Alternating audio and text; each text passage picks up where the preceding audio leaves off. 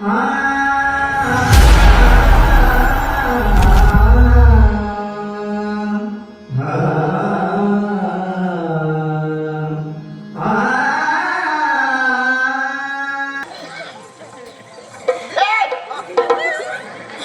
ಕೊಟ್ಟದ್ದೆ ಅದು ಹೂಗ ಹೂಗ ಹೂಗ ಹಾಕೊಳ್ಳುದ ಹೂ ಅಂದ್ರೆ ಹಾಗಲ್ಲ ನೀ ಹೂವಲ್ಲ ಹೂ ಇದು ಹೂವ ಬೇಡ ನೀ ಕುಡಿದು ಹೇಗಾಯ್ತು ಹೇಳು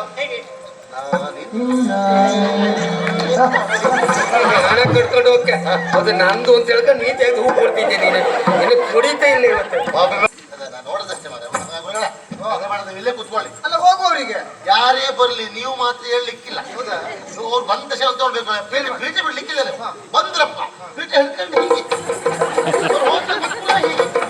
ಅಲ್ಲೇ ಕುತ್ಕೊಂಡ್ರಾಯ್ತು ಇಲ್ಲೇ ನಿಮ್ಗೆ ಶಿಷ್ಯ ಮಾರ ಬಹುಶಃ ಈ ಕಾರ್ಯಕ್ರಮ ಮಾಡುವಲ್ಲಿ ಬಹಳ ಒದ್ದಾಟ ಆಯಿತು. ಇದು ಒಂದೆರಡು ದಿವಸ ಕರೆಯ ಬಹುಶಃ ಒಂದೆರಡು ದಿವಸ ಯಾವಂತ ಕಾರ್ಯಕ್ರಮ ಅಲ್ಲ. ಪಾಪ ನರಸಿಂಹಭಟ್ರ ಸರ್ವ ತಿರುಗಾಟ ಮಾಡಲಿಲ್ಲ ಅವರು ನಿಜವಾಗಿ ಬಹುಶಃ ಆದ್ರೆ ನಾನಿರ್ದಾಯ್ತಲ್ಲ ನೀನು ವ್ಯವಸ್ಥೆ ಮಾಡಿದ ಕೆಲವರಿಗೆ ಎಲ್ಲರೂ ವ್ಯವಸ್ಥೆ ಅಂತ ಹೇಳಿದ್ರೆ ಎಲ್ಲರೂ ವ್ಯವಸ್ಥೆ ಇದೇ ಮಾಡು. ಈಗ ಎಲ್ಲ ವ್ಯವಸ್ಥೆ ಆಗಿದೆ. ಈಗ ಪ್ರಥಮ ಆಗ್ಬೇಕಾಗತ್ತೆ ಬಂದಿರುವವರನ್ನ ಕರೆತರುವುದು ಅವರನ್ನ ಸ್ವಾಗತಿಸುವುದು ಆಮೇಲೆ ಆಯ್ ಮುಚ್ಚೆ ಮಾರೆ ನನಗೇನು ಗೊತ್ತೇ ಇಲ್ವೋ ಹಾಗಿದ್ರೆ ನೀವು ಹೇಳ್ಕೊಡೋದು ನೋಡ್ರೆ ಅವ್ನು ಏನೋ ಗೊತ್ತಿಲ್ಲ ಮಲಾಗ್ತಾರೆ ಮನೆ ನೀವು ನನಗೆ ಗೊತ್ತಿಲ್ಲ ಹಾಗಿದ್ರೆ ಏನ್ ಮಾಡ್ಬೇಕು ಅಂತ ಆಯ್ತು ನಾ ಮಾತಾಡುದಿಲ್ಲ ನೀನೇ ಏನು ಅಂತ ಮಾಡಿ ಎಲ್ಲ ನಮ್ಗೆ ಹೇಳೋರೇ ಆಯ್ತು ಮಾರೆ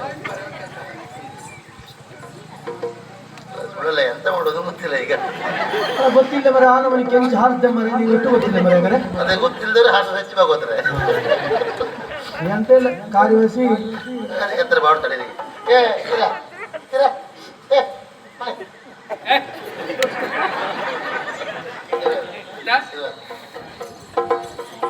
ನೀ ಒಳ್ಳೆ ಹುಡುಗಲ್ಲ ಎಂತ ಮಾಡೋದು ಈಗ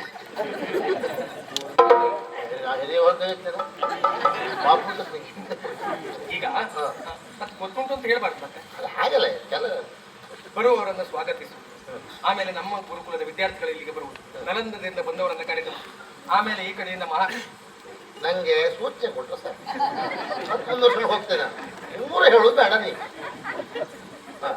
ಎಲ್ಲ ಹೇಗೆ ಕೇಳಿದ್ರು ಪೂರ ಹೇಳ್ಬಿಡ್ತೇವ ಪದಂಗ ಇವನಿಗೆ ಮಾತ್ರ ಗೊತ್ತು ಸಮಸ್ಯೆ ಇಲ್ಲ ಆಗಿದೆ ಹೇಳ್ಕೊ ಬರ್ದೆ ನಾನ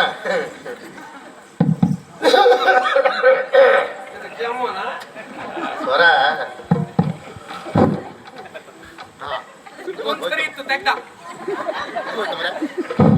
ಸರಿ ಉಂಟು ಧೂಳು ಹಾರಿಸ್ತೆ ನನ್ನ ಲೆಕ್ಕಕ್ಕೆ ಬಾರ್ದು ನಿನ್ನ ತಲೆ ಮೇಲೆ ಹಾಕಿ ಹೋಗಿದ್ದೆ ನಾನೆಂತಕ್ಕೆ ಸೇರಿದಂತ ಭಕ್ತಾಭಿಮಾನಿಗಳೇ ಇದು ದೇವಸ್ಥಾನ ಕಾರ್ಯಕ್ರಮ ಅಲ್ಲ ಅಣ್ಣ ಇದು ಗುರುಮಠ ಕಾರ್ಯಕ್ರಮ ಭಕ್ತಾದಿಗೆ ವರ್ಧಂತೆ ಅಲ್ಲಲ್ಲ ಗುರುಮಠದ ಸೇರಿದಂತ ವಿದ್ಯಾರ್ಥಿಗಳೇ ಹಾಗೂ ವಿದ್ಯಾರ್ಥಿನಿಯರೇ ಊರಿನವರೇ ಹೊರ ಊರಿನವರೇ ಇದ್ದವರೇ ಹೋದವರೇ ಹೋದ್ರ ಸುದ್ದಿ ಅಂತ ಅಂದ್ರೆ ಹೋದ ಸುದ್ದಿ ಹೇಳಿದ್ರೆ ಇದ್ದರು ಹೋಗಿ ಹೇಳ್ತಾರೆ ನೀವು ಬಂದ್ರೆ ಹೇಳಿ ನಿಮ್ಮ ಸುದ್ದಿ ಅಂತೇಳಿ ಅದಕ್ಕೆ ಹೇಳುವಂತ ಹಾಗೆ ಎಲ್ರಿಗೂ ನಮಸ್ಕಾರ. ಈಗ ಪ್ರಥಮವಾಗಿ ಈ ಕರುಣಾಶ್ರಮದ ಎಲ್ಲ ಶಿಷ್ಯರು ಆದಷ್ಟು ಬೇಗ ಸಭೆಗೆ ಬರಬೇಕು. ಬೇಗ ಬನ್ನಿ ಇವತ್ತೇ ಬನ್ನಿ ಮಾರೆ.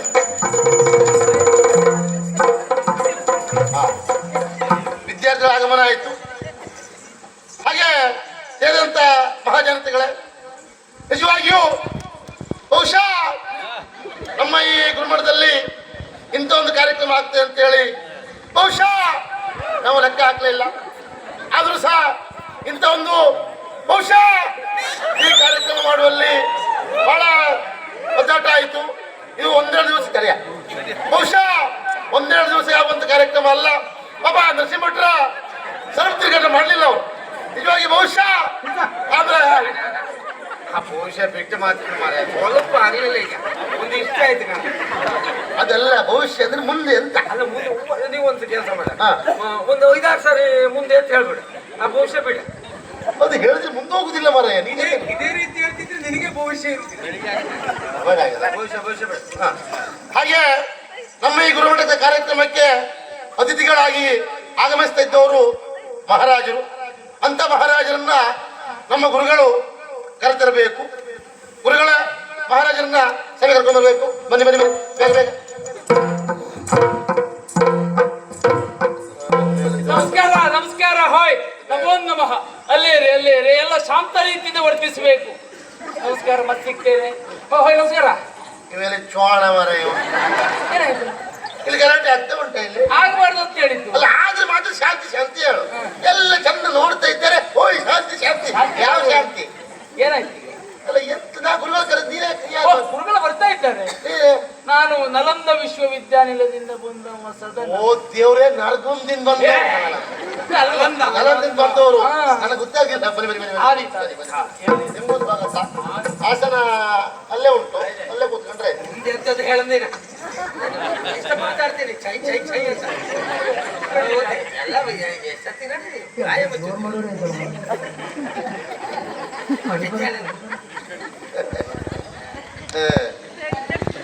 ಒಳಗಿನ ಬೆಂಕಿ ಇದು. ಹೋ ನೆನ್ಪಿಟ್ಕೋ. ಹಾಗೆ ಅಲ್ಲ ಗುರುಗಳು ಎತ್ತ ಮಲಿಕೊಂಡ್ರೆ ಮರೆ ಅಂತ ಮರೆ ಹೆಸರು ಹೇಳೋದು ಮರೆ. ಗುರುಗಳ ಬನ್ನಿ ಮರೆ ಎತ್ತಲಿಕ್ಕೆ. ಬನ್ನಿ ಬನ್ನಿ ಬನ್ನಿ. ಮಹಾರಾಜರಿಗೆ ಸ್ವಾಗತ. ಬನ್ನಿ ಬನ್ನಿ. ಬಹಳ ಸಂತೋಷ ಆಗ್ತಾ ಉಂಟು. ಬಹುಶಃ ಈ ನಮ್ಮ ಕಾರ್ಯಕ್ರಮಕ್ಕೆ ಮಹಾರಾಜರು ಬರ್ತಾರೆ ಕಲ್ಪನೆ ಇರಲಿಲ್ಲ. ಬಂದೇ ಬಿಟ್ಟಲ್ಲ ಮರ ಅವರು. ಹೌದಪ್ಪ, ಎಂತ ಅವಸ್ಥೆ ಮಾರ. ನೀ ಕರೀಲೇ ನೋಡು, ನಿಮ್ಮನೆ ಬಾಗಿಲು ಬಂದಿತ್ತು ಭಾರಿ ಸಮಸ್ಯೆ ಆಗೋಯ್ತು ನಿನಗೆ. ಬಂದ್ಲ ಅಲ್ವಾ ಮಹಾರಾಜ ಬರ್ತಾರೆ ತಿಳ್ಕ ಬಂದೆ. ಆ ಭಾವ ಏನು? ಮಹಾರಾಜರು ಬಂದಿದ್ದಾರೆ, ಎಷ್ಟು ಸಮಾಧಾನ ಆಯ್ತು. ಮಹಾರಾಜರು ಆನಂದ ಭಾಷೆಪ್ಪ ಇದು. ಎಲ್ಲಿ ನಿಲ್ಲಿಸ್ತೆ ಆನಂದ ಭಾಷಣ. ಹಾ ಹಾ ಹಾ ಆದ್ರೆ ಹೌದು. ಪಾಪ ಮಹಾರಾಜ ಕೂತಾಯ್ತು. ಗುರುಗಳನ್ನ ಕೂರ್ಸು ಮಾರಾಯ. ಇಲ್ಲಿ ಮರ ಇದು ಸರಿ ಇಲ್ಲ ಜನ ಆಗಿದ್ರೆ ಇಲ್ಲೇ ಇಡುದಾ? ಮತ್ತೆ ಮತ್ತೆ ಎಲ್ಲ ಇದು ಕರ್ಮ ಅಲ್ಲಿ ಇಟ್ರೆ ಬರೋರು ಹೋಗುದಲ್ಲಿ. ಮತ್ತೆ ಒಂದು ಸಾಮಾನ್ಯ ಜ್ಞಾನ ಇಲ್ಲ ಮಹಾರಾಜನಿಗೆ. ಎಂತ ಮಾಡುದು? ಎಷ್ಟು ಸರಿ ಹೇಳ್ತೆ ಮರ. ಯಾವ್ದು ಬೇಡ. ಯಾವ್ದು ಬೇಡ ಅಂತ ಹೇಳ್ರೆ ಅವ್ರು ಕುತ್ಕೊಳ್ಳಿ ಬೇಡವರ ಪಾಪ ನಿಲ್ಸ್ಕೊಂಡ್ರ.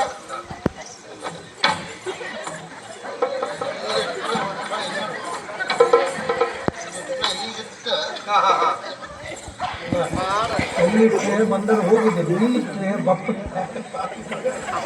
ಕೊಡ್ಲಿಕ್ಕೆ ಸಮಸ್ಯೆ ಅಲ್ಲ. ಎಂತ ಮಾಡ್ತಾ ಈಗ?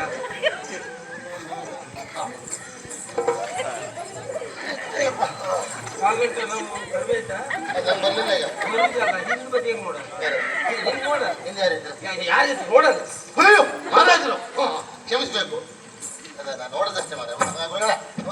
ಇಲ್ಲೇ ಕೂತ್ಕೊಳ್ಳಿ. ಅಲ್ಲ ಹೋಗುವವರಿಗೆ ಯಾರೇ ಬರ್ಲಿ ನೀವು ಮಾತ್ರ ಹೇಳಲಿಕ್ಕಿಲ್ಲ. ಹೌದಾ? ಅವ್ರು ಬಂದ ತಕ್ಷಣ ತಗೊಳ್ಬೇಕು. ಪೀಠ ಬಿಡ್ಲಿಕ್ಕಿದ್ದಾರೆ.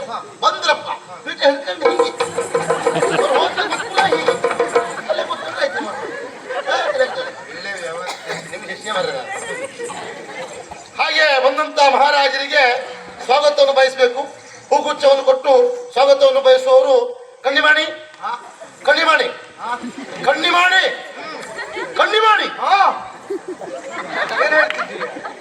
ಗುರುಗಳೇ ನೀವು ಯಾಕೆ ಎದ್ದು ಬಂದ್ರಿ ಗುರುಗಳೇ? ನಾನೇ ಬರ್ಬೇಕು. ಯಾಕೆ? ಶಿಷ್ಯ ತಪ್ಪು ಹೇಳ್ತಾ ಇದ್ದಾನೆ, ಅದನ್ನು ಸರಿಪಡಿಸುವುದು ಗುರು ಆದ್ರೆ ನಾನೇ ಬರ್ಬೇಕು. ನಾನು ಏನ್ ತಪ್ಪು ಹೇಳಿದೆ ಮರ್ರೆ? ನೀ ಏನ್ ಹೇಳ್ದೆ? ಕಣ್ಣಿಮಾಣಿ ಅಂದೆ. ಅಲ್ಲ, ಕಣ್ಮಣಿ. ಓ ಕಣ್ಣಿಮಾಣಿ ಅಂದ್ರೆ ನೀವು ಬರ್ತೀರಿ ಅಲ್ಲ? ಹಾ ಹಾ ಕಣ್ಮಣಿ ಹೇಳ್ಬೇಕಿತ್ತು. ಹಾ ಕಣ್ಮಣಿಯವರು ಮಹಾರಾಜರಿಗೆ ಹೂಗುಚ್ಛವನ್ನು ಕೊಟ್ಟು ಸ್ವಾಗತಿಸ್ಬೇಕು. ಹೂಗುಚ್ಛ ಬೇಗ ಬೇಗ ಬೇಗ.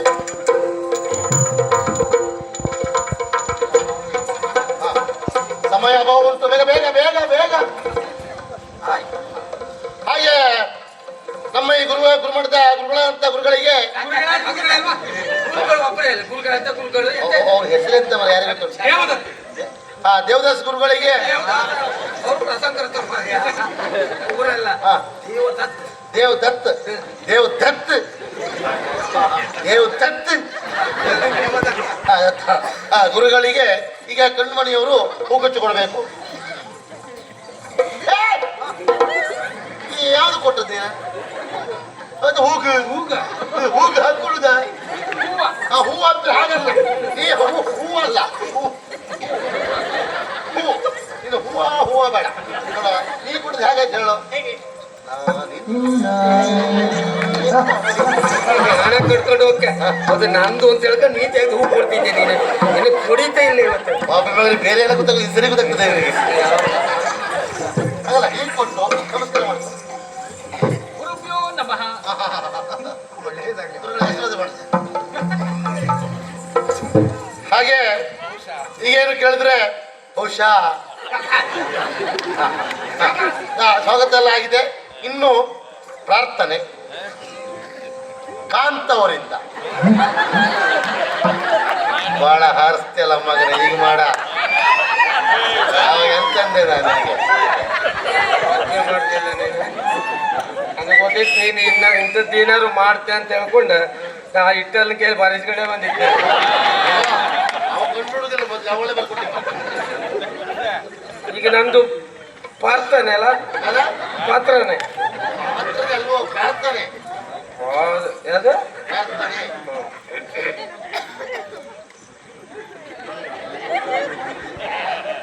ಒದೀಪೆ ಒದೀಪೆ ಒದೀಪೆ ಒದಿತೆ ನಿಮಗೆ ಒದಿಪೆ ಅಲ್ಲ ಒಂದಿಪೆ ಒಂದೀಪೆ ನಿನಗೆ ಗಣನಾಥ ಮೊದಲು ಒಂದೀಪೆ ನಿನಗೆ ಗಣನಾಥ ಹಾದಿಯೋಳ್ ನಿನ್ನ ಪಾದ ಪೂಜಿಸಿದ ಧರ್ಮದ ರಾಯ ಸಾದಾ ಸೀದಾ ದೋಸೆ ತಿಂದ ಗಣನಾಥ ಈರುಳ್ಳಿ ಚಟ್ನಿ ಅಂತ ಕೊಟ್ಟಿಲ್ವ ಬರೀ ದೋಸೆ ಇಬ್ಬರಿಗೆ ಹೋಗ್ಲಿಲ್ವಾ ಒದಿಪೆ ನಿನಗೆ ಗಣನಾಥ ಮೊದಲು ಒಂದಿಪೆ ನಿನಗೆ ಗಣನಾಥ ಹಾದಿಯೋಳು ನಿನ್ನ ಪಾದ ಪೂಜಿಸಿದ ಧರ್ಮರಾಯ ಸಾಧಿಸಿದ ದೋಸೆ ತಿಂದ ಗಣನಾಥ ದೇವ ಗಣನಾಥ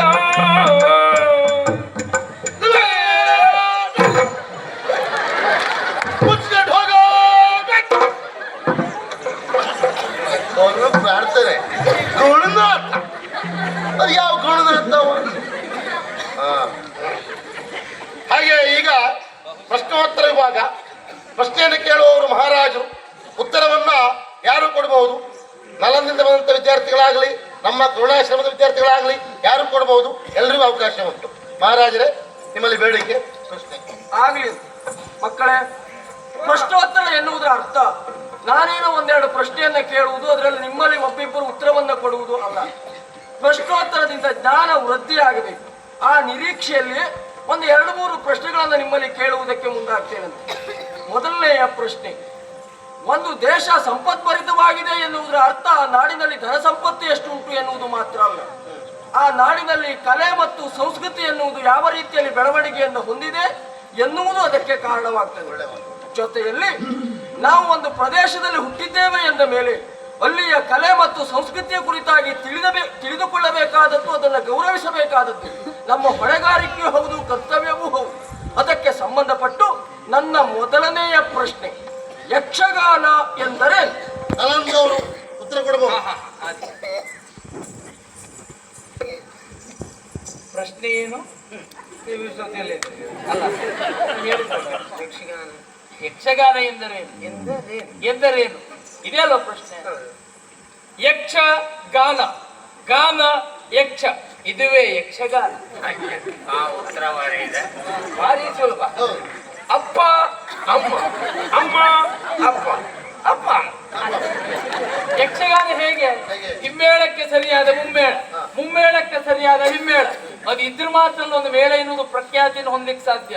ಮತ್ತೆ ಯಕ್ಷಗಾನ ಕಲಾವಿದನಿಗೆ ಪ್ರಮುಖವಾಗಿರಬೇಕಾದದ್ದೇನು? ಏನಪ್ಪ? ಒಂದು ಸಮಯ ಪ್ರಜ್ಞೆ, ಅಯ್ಯೋ ಒಂದು ರಾಜಕೀಯ, ಸಂಬಳ. ಆ ದಶಾವತಾರ ಬುದ್ಧಿಯನ್ನು ತೋರಿಸಿದ್ರ ಅವ ಮೇಲ್ ಬಿದ್ದ ಅಂತ ಲೆಕ್ಕ. ಇದುವೇ ಯಕ್ಷಗಾನ. ನಿಮ್ಮ ಅನುಭವಕ್ಕೆ ಶರಣು. ಬನ್ನಿ. ಈಗ ಸಮುದ್ರ ಅವರು ಉತ್ತರ ಕೊಡಬೇಕು.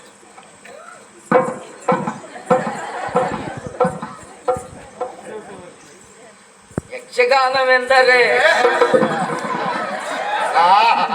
ನೀ ತಿರ್ಸೋದು ಬೇಡ, ನೀ ಕುಣಿದು ತೋರಿಸು ಬೇಡ, ಬಾಯಲ್ಲಿ ಮಾತ್ರ ಹೇಳ್ಬೇಕಾಗುತ್ತೆ.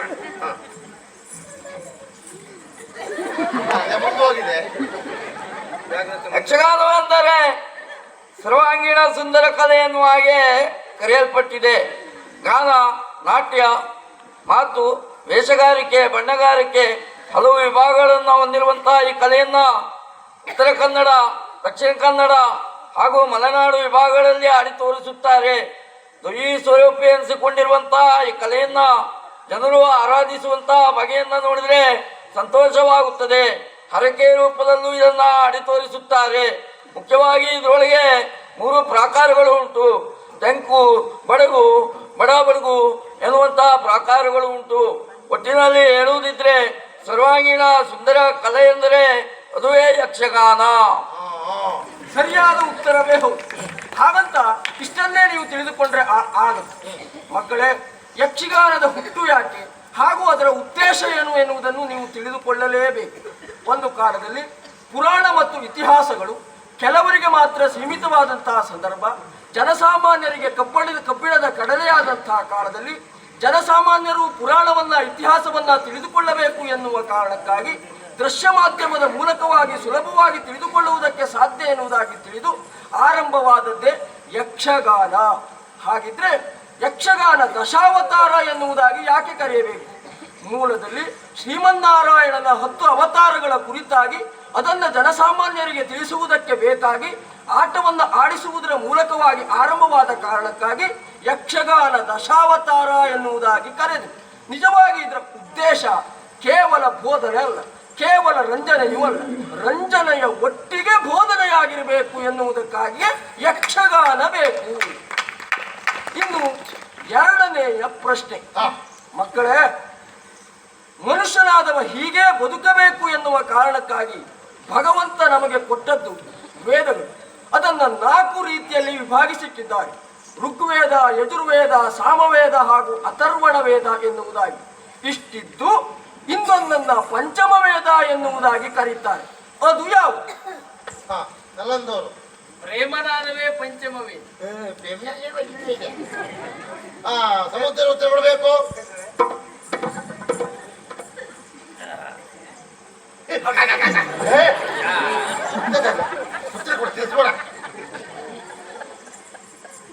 ನಮ್ಮ ಭಾರತೀಯ ಸನಾತನ ಸಂಸ್ಕೃತಿಯನ್ನ ಸಂಸ್ಕೃತಿ ಮಾಡ್ಬಿಟ್ಟ ಸಂಸ್ಕೃತಿ ಅದೆಂತ ತೂಕ ತಗೊಂಡು ಮಾಡಿದೆ. ಪ್ರತಿಬಿಂಬಿಸುವಂತ ಅನೇಕ ರೀತಿಯ ಗ್ರಂಥಗಳನ್ನ ನಾವು ಕಂಡಿದ್ದೇವೆ. ಮುಖ್ಯವಾಗಿ ಮಹಾಭಾರತ, ರಾಮಾಯಣ, ಭಗವದ್ಗೀತೆ, ಮನುಸ್ಮೃತಿ ಮುಂತಾದಂತಹ ಗ್ರಂಥಗಳನ್ನ ನಾವು ಅಭ್ಯಸಿಸಿದ್ದೇವೆ. ಇದರಲ್ಲಿ ಪಂಚಮ ವೇದ ಎನ್ನುವ ಹಾಗೆ ಕರೆಸಿಕೊಂಡದ್ದು ಮಹಾಭಾರತ. ಸರಿಯಾದ ಉತ್ತರವೇ ಹೌದು. ಆದರೆ ಮಹಾಭಾರತವನ್ನೇ ಪಂಚಮ ವೇದ ಎನ್ನುವುದಾಗಿ ಯಾಕೆ ಕರೀತಾರೆ? ಅದಕ್ಕೆ ಕಾರಣವು 4 ವೇದಗಳಲ್ಲಿ ತಿಳಿಸಿದಂತಹ ಎಲ್ಲ ಸಾರವು ಮಹಾಭಾರತದಲ್ಲಿರುವ ಕಾರಣಕ್ಕಾಗಿ. ಜೊತೆಯಲ್ಲಿ ಶ್ರೀಕೃಷ್ಣ ಪರಮಾತ್ಮ ಅರ್ಜುನನಿಗೆ ಉಪನಿಷತ್ತಿನ ಎಲ್ಲ ಸಾರವನ್ನು ಭಗವದ್ಗೀತೆಯ ಮೂಲಕವಾಗಿ ತಿಳಿಸಿದ ಕಾರಣಕ್ಕಾಗಿ ಪಂಚಮ ವೇದ ಎನ್ನುವುದಾಗಿ ಮಹಾಭಾರತವನ್ನು ಕರೆಯುತ್ತಾರೆ. ಇನ್ನು 3ನೇದಾಗಿ ಕೊನೆಯ ಪ್ರಶ್ನೆ, ಮಕ್ಕಳೇ, ನಾವು ಹುಟ್ಟಿದ್ದೇವೆ ಎಂಬಲ್ಲಿಗೆ ನಮ್ಮ ಮೇಲೆ ಅದೆಷ್ಟೋ ರೀತಿಯ ಋಣಗಳು ಹೇರಲ್ಪಡ್ತದೆ. ಪ್ರಧಾನವಾಗಿ ಮಾತೃ ಋಣ, ಪಿತೃ ಋಣ, ಆಚಾರ್ಯ ಋಣ. ಹಾಗಾಗಿಯೇ ನಾವು ಮಾತೃದೇವೋ ಭವ, ಪಿತೃದೇವೋ ಭವ, ಆಚಾರ್ಯ ದೇವೋ ಭವ ಎನ್ನುವುದಾಗಿ ಕೈ ಮುಗಿತೇವೆ, ಜೊತೆಯಲ್ಲಿ ಗೌರವಿಸ್ತೇವೆ. ಈಗ ನಾನು ನಿಮ್ಮಲ್ಲಿ ಕೇಳು, ಮಾತೃ ಋಣ ಎನ್ನುವುದು ತೀರಿಸಲಾರದ ಋಣ ಹೌದಾ ಅಲ್ವೋ? ಹಾಗಿದ್ರೆ ಎರಡನೇ ತಾಯಿ ಎನ್ನುವುದಾಗಿ ಯಾರನ್ನ ಕರೆಯಬಹುದು? ಹೇಳಬಹುದಪ್ಪ. ಎರಡನೇ ತಾಯಿ ಎನ್ನುವುದಾಗಿ ಯಾರನ್ನ ಕರೆಯಬಹುದು? ಅಪ್ಪನ ಎರಡನೇ ಹೆಂಡತಿಯನ್ನು ಕರೆಯಬಹುದು. ನೀನೇ ಉತ್ತರ ಕೊಟ್ಟು ಸರಿ ಉಂಟು. ನಿಮ್ಮಪ್ಪ ಎದುರೇ ಮಾಡೋದಲ್ಲ. ಎರಡನೇ ತಾಯಿ ತಂದೆ. ತಾಯಿ ತಂದೆ ನಾನು ಹೇಳ್ತೀನಿ, ಹೇಳಬಹುದು. ಎರಡನೇ ತಾಯಿ ಅಮ್ಮನ ಅಮ್ಮ ಅಂದ್ರೆ ಅಜ್ಜಿ. ಅಜ್ಜಿ ಎರಡನೇ ತಾಯಿ. ನೀವು ಅಜ್ಜಿ ಸಾಕಿದ ಮಗಳು. ಅಜ್ಜಿ ಸಾಕಿದ ಮಗಳು ಬಚ್ಚಕ್ಕೂ ಭಾರತ್ ಮಾತು. ನಾನು ಅಜ್ಜಿ ಸಾಕಿದ ಮಗಳಲ್ಲ. ಸರಿ, ಇನ್ಯಾರಾದ್ರೂ ಪ್ರಯತ್ನ ಪಡುವುದಿದ್ರೆ ಪ್ರಯತ್ನ ಪಡ. ಸಮುದ್ರ ಅವರು